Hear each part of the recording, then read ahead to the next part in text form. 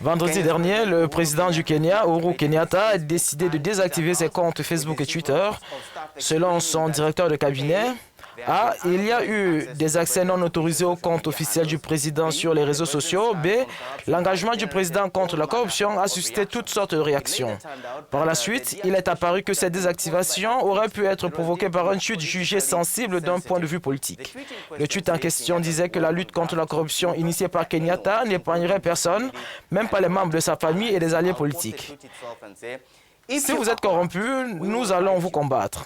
Vous pouvez être mon frère ou ma sœur ou mon plus proche allié politique, mais si vous êtes corrompu, vous serez combattu. Selon les Kenyans, ces comptes ont été désactivés afin de rassurer le vice-président William Ruto, qui est techniquement le plus proche allié du président Uhuru Kenyatta. Or, M. Ruto est régulièrement accusé de corruption. Le gouvernement kenyan, qui avait déjà désactivé ses comptes officiels en 2018, n'est pas le seul à avoir des difficultés à gérer la délicate question de la politique sur les réseaux sociaux. Aux États-Unis, Donald Trump défie les normes de la communication en ligne officielle en utilisant son compte personnel pour communiquer sur des questions de politique publique officielle tout en se livrant à ce qui s'apparente au trolling ou au harcèlement en ligne. Au Zimbabwe, les membres du gouvernement ont ouvertement remis en question la véracité d'une annonce postée sur le compte Twitter du président Emmerson Mnangagwa. Selon eux, le président ne gère pas toujours personnellement son compte. Le mois dernier, le ministre des TIC de l'Ouganda, Frank Tuwembaze, a conseillé au porte-parole du gouvernement ougandais et à un ministre rwandais de s'abstenir de tenir des discussions d'ordre diplomatique sur Twitter. Il y a de meilleurs canaux disponibles, a-t-il lancé. Afin de mieux comprendre comment les gouvernements peuvent communiquer efficacement sur les réseaux sociaux, nous avons discuté avec Joseph Owino, le fondateur de Owino Solutions, une entreprise spécialisée dans le web et les médias. Alors, Joseph, comment les gouvernements peuvent-ils parvenir à sécuriser leurs comptes de potentiels hackers et de criminels?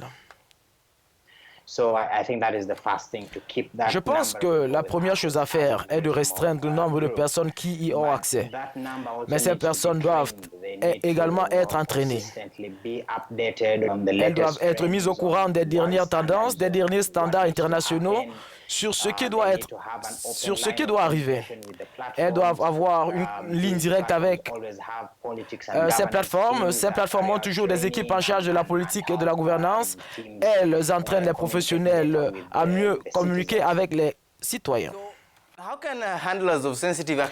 Comment les responsables de comptes sensibles tels que le compte du président peuvent-ils faire abstraction des opinions politiques des autres fonctionnaires? Ils doivent être entraînés afin d'être capables d'éliminer leur propre point de vue lorsqu'ils postent des statuts au nom du président. S'ils sont professionnels, des gens qui savent qu'ils communiquent au nom du président et qu'ils mettent de côté leur propre opinion, ils seront alors capables de publier les déclarations officielles attribuées au président.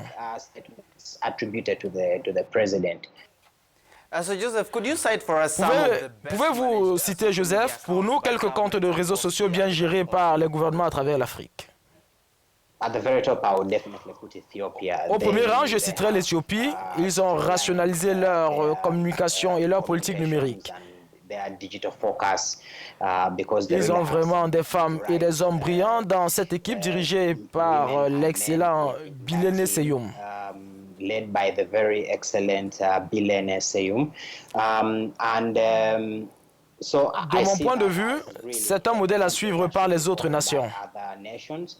We'll take it to you who is following the show online. Please, you can always engage us and tell us what you think about what's happening in Kenya, what you think about your own president and how they use social media. Do let us know at Africa News, and you can always check out africanews.com for more side tech stories. My name is Daniel Mombere.